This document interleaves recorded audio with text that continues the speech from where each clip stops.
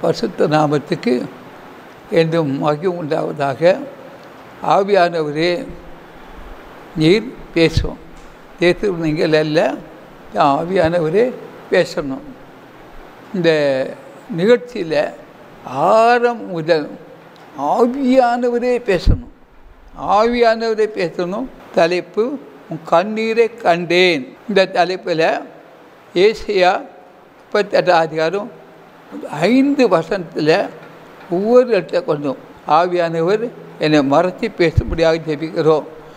அந்நாட்களில் எசேக்கியா வியாதிப்பட்டு மரணத்துக்கு எதுவாக இருந்தானா என்ற அந்நாட்களிலே எசேக்கியா வியாதிப்பட்டு மரணத்துக்கு ஏதுவாய் இருந்தான் என்று வேதம் சொல்கிறது. அந்நாளில் வியாதிப்பட்டு மரணத்துக்கு ஏதுவாய் இருந்தான் என்று வேதம் சொல்கிறது. அப்போ மரணக்கட்டில் இருக்கிறான் எசேக்கியா மரணக்கட்டில் இருக்கிறத வேதம் உறுதிப்படுத்துகிறது. இருந்த அப்போது ஆமோஸின் குமாரனாகிய ஏசாயா என்னும் தீர்க்கதரிசி வந்து அவனை நோக்கி, நீர் உங்கள் வீட்டு காரியத்தை ஒழுங்குபடுத்தும், நீர் பிழைக்க மாட்டீர் என்று ஏசாயா தீர்க்கதரிசியே அங்கே போய் சொல்லுகிறார்.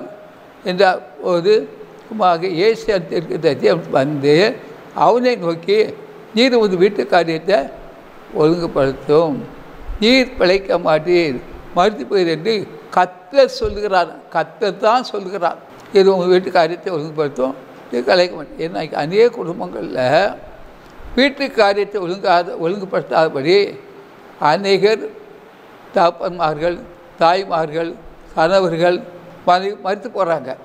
இதுக்கு தான் அவர் சொல்கிறார், உன் வீட்டு காரியத்தை ஒழுங்குபடுத்து.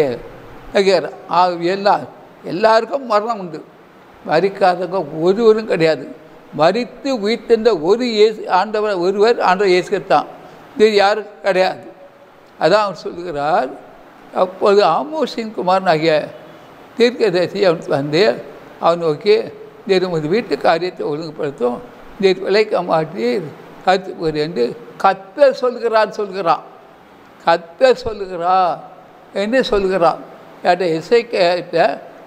ஏசாயா தீர்த்து கொண்டு ஆவியானவர் பேசுகிறார், தேவன் பேசுகிறார்.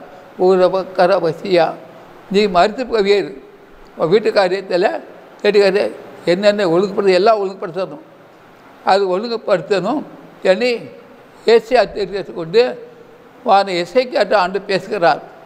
உன் வீட்டு காரியத்தை ஒழுங்குபடுத்தும் என்று பேசுகிறார். ஒரு எசேக்கியா தன் முகத்தை சுவர் புறமாக திருப்பி கொண்டு கர்த்தரை நோக்கி, யாரை நோக்கி? சுவர் புறமாக திருப்பி கொண்டு கர்த்தரை நோக்கிறான். சரி, கர்த்தரை நோக்கி இன்றைக்கி நாம் வந்து பலவர்களை நோக்கி பார்ப்போம், மரண தருவாயில் பலவரை நோக்கி பார்ப்போம். ஆனால் எசேக்கியா கர்த்தரை நோக்கி பார்க்கிறான்.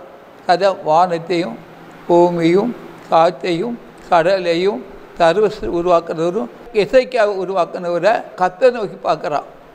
அப்படி என்றால் நம்முடைய பிரச்சனைகளில் போராட்டங்களில், நம்முடைய துன்பங்களில், துயரங்களில், கவலையில், கண்ணீரில் நம்ம யாரை நோக்கி பார்க்கணும்? கர்த்தரை நோக்கி பார்க்கணும். அவன் அது கர்த்தர் அப்போது எசேக்கியா தன் முகத்தை சுவர்புறமாக திருப்பி வந்து கர்த்தரை நோக்கி பார்க்குறான். அருமையான தேவனை. இன்றைக்கி ஒரு ஆளுக்கு டாக்டர்களையும் ஹாஸ்பிட்டலில் அட்மிட் பண்ணுவோம், அரித்து போன்னு சொல்கிறாங்க. எல்லாம் வியாதியில் இருக்காங்க, பல வருஷங்களாக இருக்காங்க, பல மாதங்களாக இருக்காங்க, சில வாரங்களாக இருக்காங்க. அது யாரை பார்க்கணுன்னா கர்த்தரை நோக்கி பார்க்கணும். பார்த்து முதலாவது அந்த நபருக்காக ஜெபிக்கணும். உபவாசம் முடிஞ்சு ஜெபிக்கலாம், இல்லை தனியாக ஜெபிக்கலாம். ஜெபிக்கும் போது அங்கே யார் வருவா? இயேசு வருவார். ஆண்டவராக இயேசு கிறிஸ்து உலகத்தில் ஒரு இரவு முழுவதும் ஜெபித்தார். அதே போல் இரவும் ஜெபித்தார், அதிகாலையிலும் ஜெபித்தார், கெச்சமனி தோட்டத்தையும் ஜெபித்தார். அப்படின்னா உங்களுக்கு நீங்கள் யாரை நோக்கி போகணும்? இயேசுவை நோக்கி பார்க்கணும். ஏன்னு சொன்னால் யாரை எந்த நபர் நோக்கி பார்த்தாலும் ஒரு பூர்ணமான விடுதலை வராது, ரட்சிப்பு வராது, சமாதானம் வராது. தந்தை இயேசுவை நோக்கி பார்த்த ஒருடைய முகம் கூட வெக்கப்படலை. இயேசுவை நோக்கி பார்த்த பிரகாசம் அடைந்தது. அப்போ இயேசுவை நோக்கி பார்த்தால் உங்கள் முகம் வெக்கப்படாது, உங்கள் முகம் பிரகாசம் அடையும் எது வேதம் சொல்லுகிறது. அதே போல் எசேக்கியா என்ன செய்தார் தெரியுமா? ஏசாயா தீர்க்கதரிசி பேசின உடனே அவர் என்ன செய்தாராம்?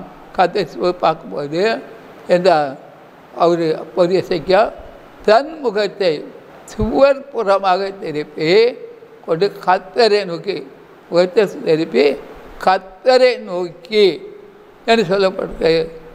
அது உத்தர என்னை நோக்கி கொடுங்கள், அப்போது உங்களுக்கு உத்தரவு கொடுத்து நீங்கள் அறியாததும் எட்டாவதுமான பெரிய காரியங்களை அறிவிப்பேன்னு சொல்கிறார்.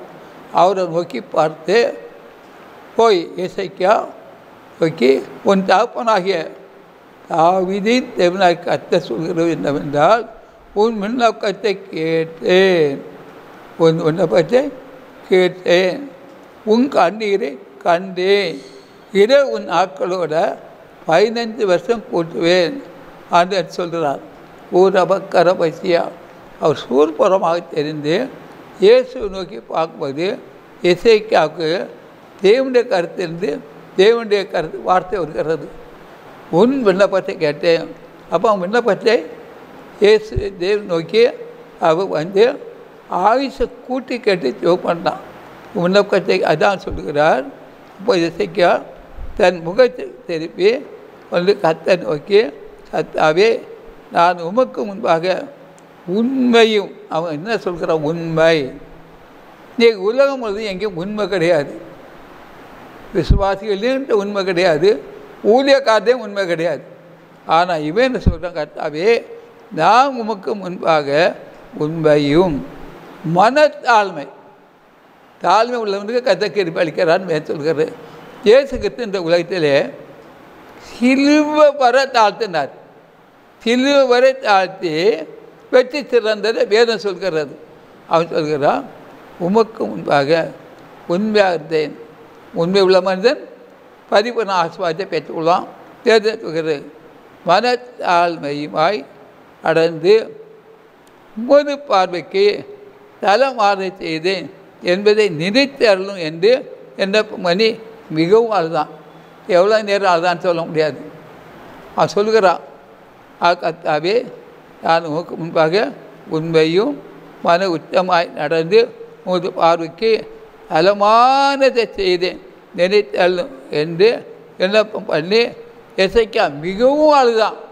எவ்வளோ நேரம் அழுதான்னு சொல்ல முடியாது, அழுதான். ஆண்டவர் ஸ்தோத்திரம்.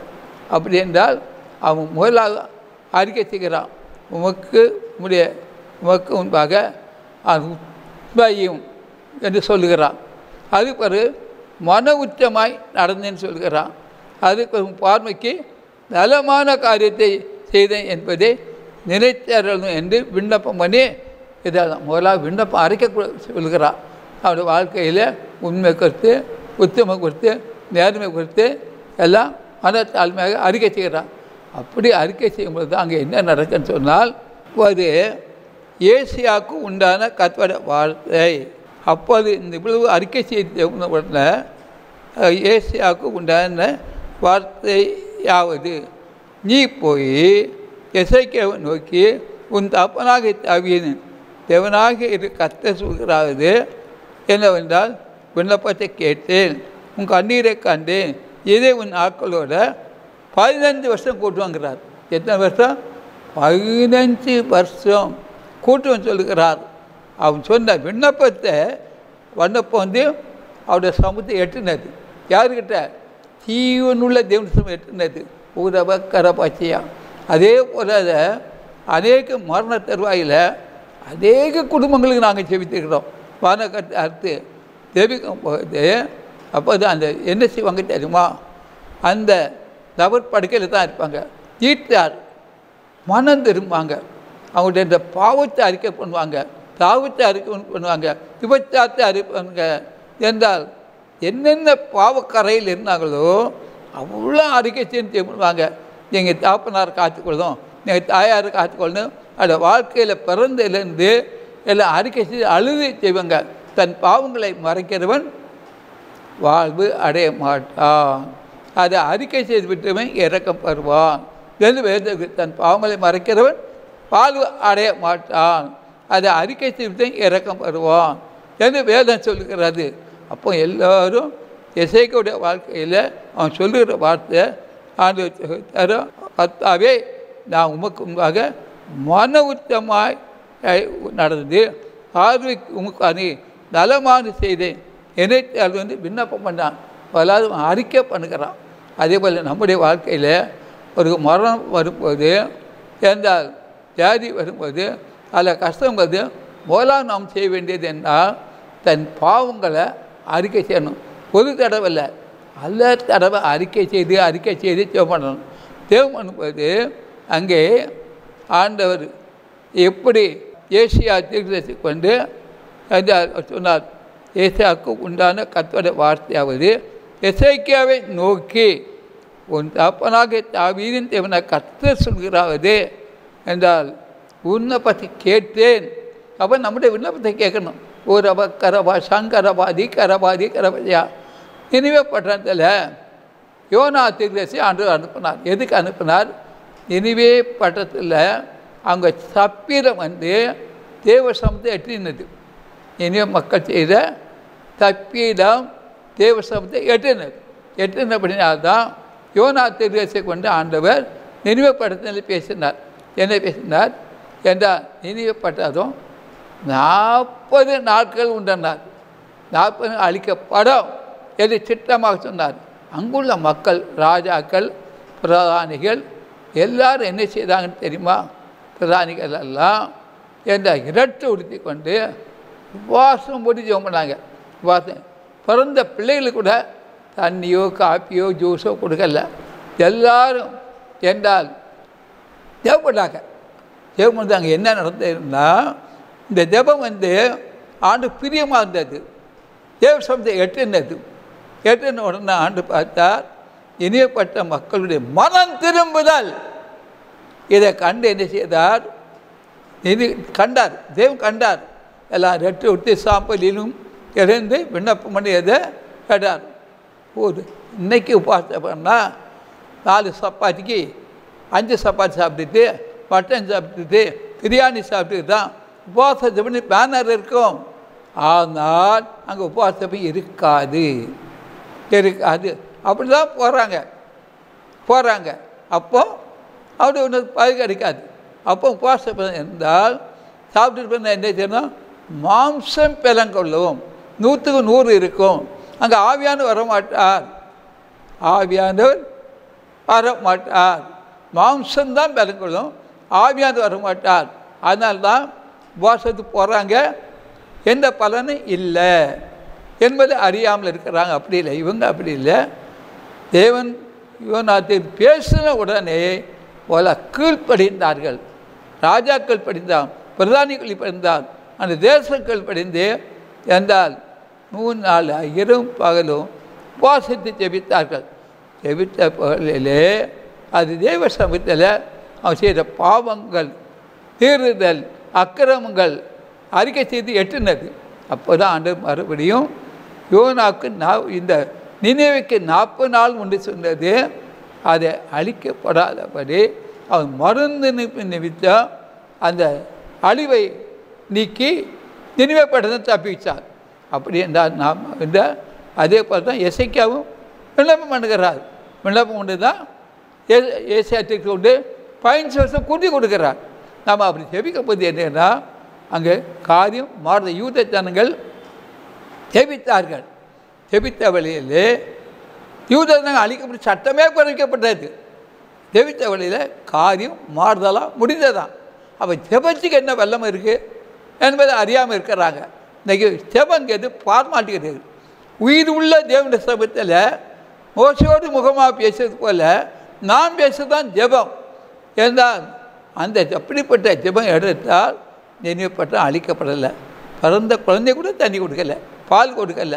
அங்குள்ள ஆடு மாடு ஒன்றுக்கு ஆகாரம் இல்லாதபடி தேவனுடைய சமூகத்தில் ஜெபித்தார்கள். 3 நாள் அல்லும் ஜெபித்த போது ஜெபம் தேவ எட்டினது. அந்த ஜெபம் நேரடியாக உட்கார்ந்து கபா சங்கரபாதி கரபத்தியா. அதே போல தான் என்னென்றால் இங்கே நான் பார்க்கும்போது எசேக்கியா ஜெபித்தான். கர்த்தாவே உண்மையாக இருக்கிறேன், உத்தமாக இருக்கிறேன், நலமான காரியத்தை செய்தேன், உங்களுக்கு உதவாக நான் பொல்லாப்பு செய்யவில்லை என்று. அதான் மனம் திரும்புதல்.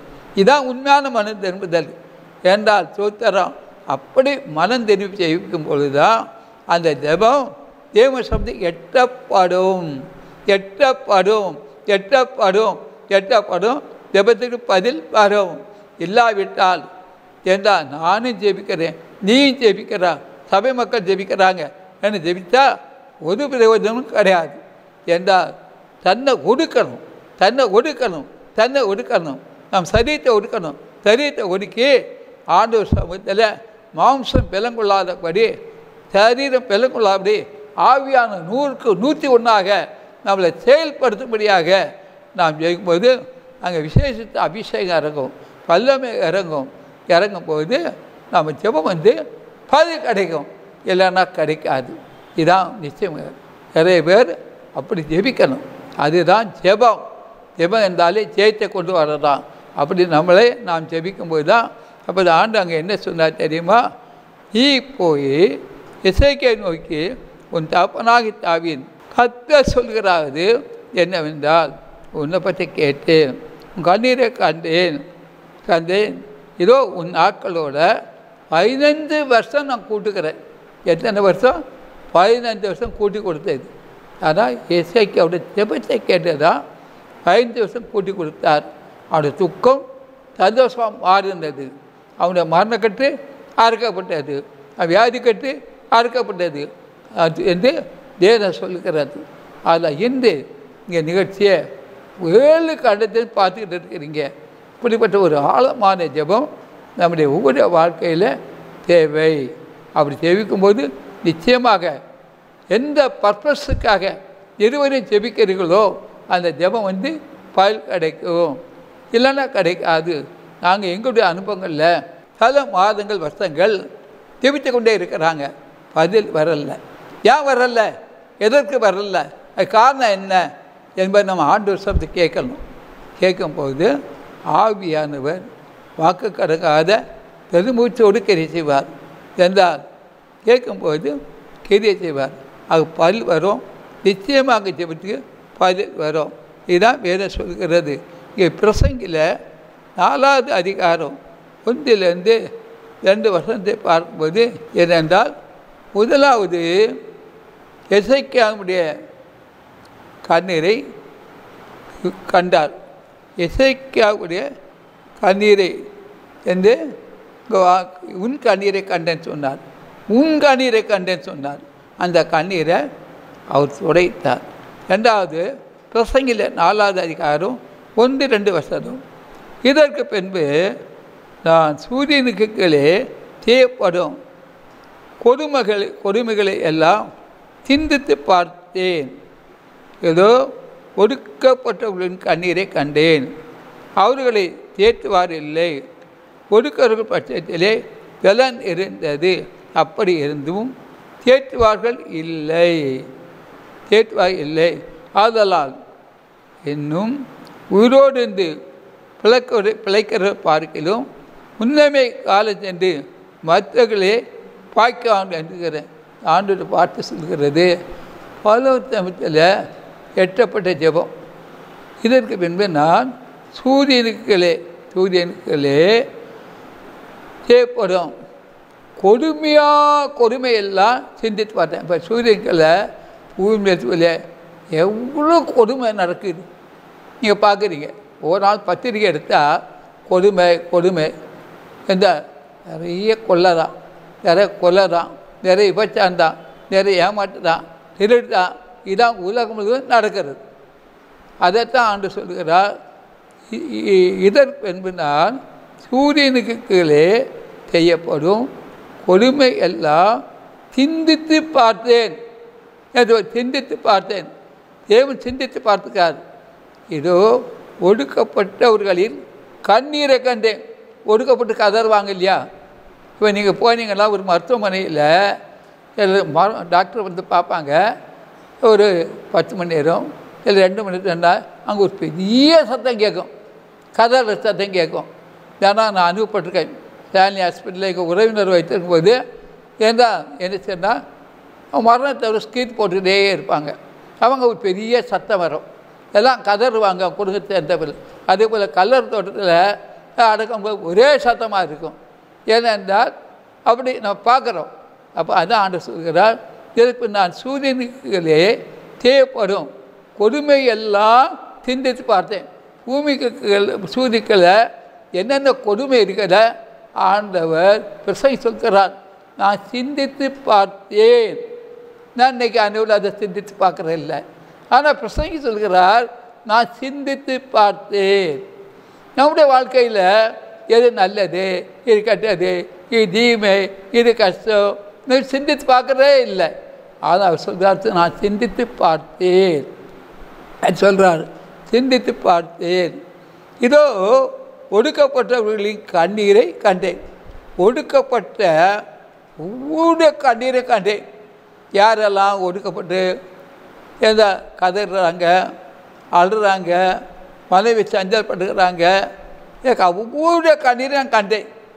அங்கே அதான் நான் சொன்னேன், ஒருக்கு டாக்டர் சொல்லிட்டா போதும், என்ன ஒரு எனக்கு குறிப்பிட்ட டைம் தட்டப்பட்டு ஆளுவாங்க. அதுபோல் கல்லதோட்டத்தை தட்டப்பட்டு ஆளுவாங்க. ஒடுக்கப்பட்டு கண்ணீர் கண்டேன் என்று தன் மகனை குறித்து கண்ணீர் விட்டு அழுவாங்க, மகளை குறித்து கண்ணீர் விட்டு அழுவாங்க. அதே போல் எந்த வயதான தாய் தகப்பன் அனுமதிக்காத மகனை குறித்து கண்ணீர் விட்டு கதறுவாங்க, வறுமையிலிருந்து கதறுவாங்க, வியாதியிலிருந்து கருவாங்க, பிரச்சனையிலிருந்து கதறுவாங்க. எனக்கு விடுதலை கிடைக்குமா, விடுதலை கிடைக்காதான்னு கதறுவாங்க. என்னென்ன கதறுவாங்களோ இந்த கண்ணீரை கண்டேன் என்று சொல்லப்பட்டிருக்கிறது. என்றால் அதற்கு பின்னால் சூரியன்களை செய்யப்படும் கொடுமை எல்லாம் சிந்தித்து பார்த்தேன். இதை ஒடுக்கப்படுகிறேன் கண்ணீரை கண்டேன். ஒடுக்கப்படுகிறவர்கள் யாரெல்லாம் பலவான்கள் மூலம் ஒடுக்கப்படுறாங்க, இந்த கண்ணீரை கண்டேன் என்று ஆண்டு சொல்கிறார். கண்ணீரை கண்டேன். தேற்றுவாரி இல்லை, ஒடுக்கிறவர்கள் பட்சத்தில் பலம் அங்கே இருந்து ஒடுக்கிறது, பலம் இருந்து கொடுக்குறாங்க. அதெல்லாம் இன்னும் உயிரோடு இருக்கிறவர்களை பார்க்கிறோம். முன்னமே காலை சென்று மருத்துவர்களையே பார்த்து அனுப்புகிறேன். இப்போ இந்த நிகழ்ச்சியை பார்க்குறவர்களுக்காக நான் ஜெபிக்க போகிறேன். ஆமோஸ் 3:7 கர்த்தராகிய ஆண்டவர் தீர்க்கதரிசிகளாகிய தம்முடைய ஊழியக்காரருக்கு தமது ரகசியத்தை வெளிவிட 8 நாட்களுக்குள்ள உலகத்தில் சம்பவம். 8 நாட்களுக்குள்ள உலகத்தில் சம்பவம். எந்த ஆசீர்வாதத்தை நீங்கள் எதிர்பார்க்குறீங்களோ கிடைக்குமா, கிடைக்காதா? கிடைக்கும். ஒரு மகளுக்கு திருமணம் ஆகி குழந்தை இல்லை, குழந்தை இருக்கும். ஒருக்கு வியாதினால் கஷ்டப்பட்டு இருக்கிறாங்க, வியாதி போகுது. ஒரு அறுவை சிகிச்சை இருக்குது, ஆனால் அந்த அறுவை சிகிச்சையில் அவங்களுக்கு கஷ்டம் இருக்குது. கர்த்தர் காட்டுகிறார் 3 மாதத்துக்குள்ளே உலகத்தை மாற்றம் வரும். கர்த்தர் காட்டுகிறார் சௌக்கியமா என்று சொன்னால் நீங்கள் சௌக்கியம் சொல்லிங்க, ஆண்டவர் சௌக்கியத்தை தருவார், அற்புதம் செய்வார். 8 நாட்களில் உலகத்தில் சம்பவம். இதை கர்த்தர் காட்டுகிறார். மிகவும் தான் வந்திருக்கிறான். உங்களை அற்புதம் செய்வான், அதிசயம் செய்வான். குறைவு இருக்காது, நிறைவாக இருக்கும். நிச்சயமாக முடிவு உண்டு. உன் நம்பிக்கை வீண்பகாது. மூச்சு தரறி நிறைய பேர் மறிக்கக்கூடிய அளவில் இருக்குது. இதை கர்த்தர் காட்டுகிறார். இதை உங்களுக்கு சொல்லிவிட்டார். உங்கள் வீடு பாதுகாக்கிறார், உங்கள் குடும்பத்தை பாதுகாக்கிறார், பிள்ளைகள் பாதுகாக்கிறார். லட்சக்கணக்கான மக்களுக்கு கஷ்டம் இருக்குது, இதை பார்ப்பீங்க. உங்கள் வீட்டில் தூதம் வந்திருக்கிறான், அற்புதம் இருக்குது. எந்தெந்த ஆசீர்வாதத்தை நீங்கள் பெற நினைக்கிறீங்களோ பெறுவீர்கள், பெற்றுவீர்கள். கலங்காதுங்க, பயப்படாதுங்க, திகையாதுங்க. நான் உங்கள் வீட்டில் வந்து அற்புதம் செய்கிறேன், அதிசயம் செய்கிறேன். 1ஆம் மாதத்துக்குள்ளே பல சம்பவங்கள் உலகத்தில் இருக்கும். இதை பார்ப்பீங்க. 3 பேருக்கு வியாதி அப்படியே கடந்து போகுது. ஒரு கை கால் வராதபடி நடக்க முடியாமல் இருக்காங்க, நடக்கிறாங்க.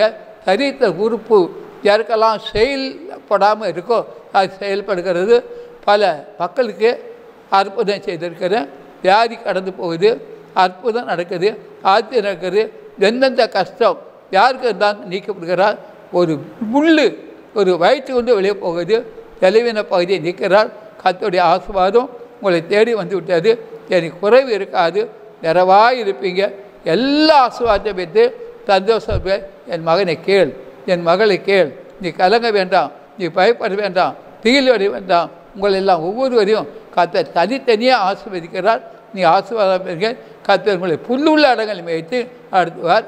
ஒரு நடாத நாட்டில் நடுகிறார், கட்டாத இடத்தை கட்டுகிறார். யாரும் அவிவிசுவாசமாக இருக்காதுங்க, விசுவாசத்தோடு இருக்க. பறக்கும். நீங்கள் இருக்க இடத்துல நன்மை இருக்கா, தீமை இருக்கா? நன்மை இருக்குது, தீமை இல்லை. இன்னும் கொஞ்ச நாட்களில் உலகத்தில் பெரிய மாற்றங்கள் வரும், அதை பார்ப்பீங்க. இதை கண்டு ஆச்சரியப்படுங்க. கர்த்தர் மாற்றுகிறார் அது என்று ஆண்டு சொல்லுகிறார்.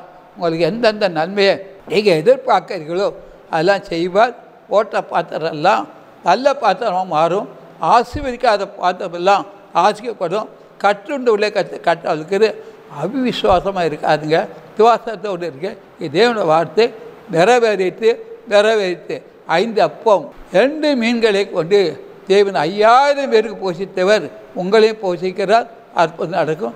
எந்தெந்த ஆசீர்வாதம் ஒரு தேவையோ அவளையும் தருவேன். இப்போதே ஒரு அற்புதம் செய்துவிட்டு அற்புதம் நடந்தாச்சு. தாத்தான் போயிட்டான், விற்கிறது போயிட்டு, கட்டு அறுக்கப்பட்டது.